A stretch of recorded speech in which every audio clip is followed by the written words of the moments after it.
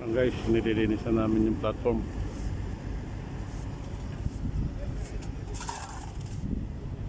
Dito yung ano,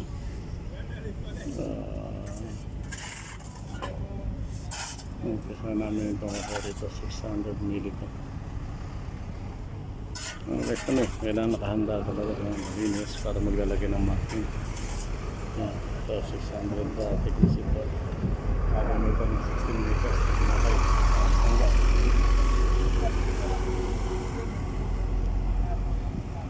16 meters talent, 600 mm ng thickness. Kasi pag ito mga kasama ko nito sa trabaho, mga kasangga, walang problema, nagtatrabaho, mainit pa siya, sanay kami sa init, kaya namin tapos ito kahit mainit pa guys. Kwento lang para sa pagtatrabaho, tatatapos yung namin trabaho guys. Kwento ng konti, trabaho, kwento ng konti. Tapos sa importante, lumalakad sa trabaho. Guys, nililis namin dito namin konkreto.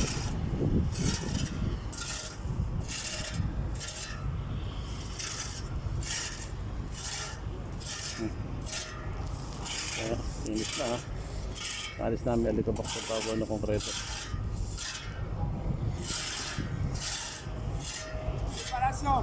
Yeah, preparation. Yes, sir. For the excavation. Panel preparation. Yeah. After clean, 600. number. 600. Right number. Yeah. Excavation. Yeah. And thickness 600 dia. Okay. Yeah. Okay.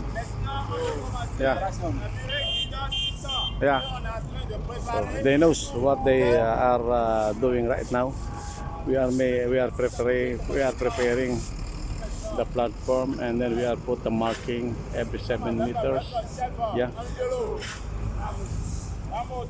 And we are put the marking 7 meters apart. Yeah. And we have to locate the location of the steel and location of the shutter. Yeah. Just put the marking, and then after that we do the excavation.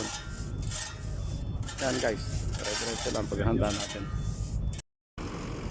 Yan guys, naabot na natin itong dulo ng platform. Yan, malinis na hanggang linis.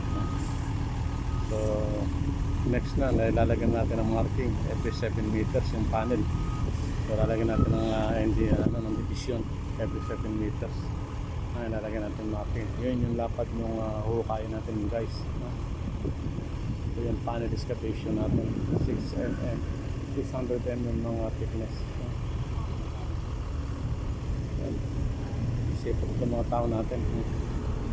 Kaya tapusin. Ibis lang.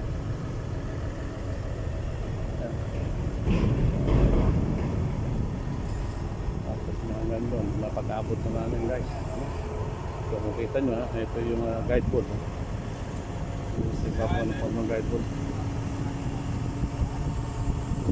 Yan. Ito si Pale. Masipag ito. Tambinin.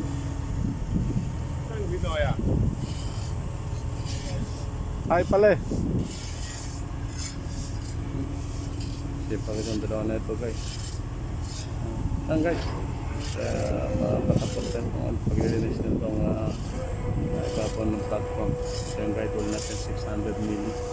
Ang lalim nito 16 meters ang kaya natin. So mag-marking na tayo ng every 7 meters na division. Yan lang guys.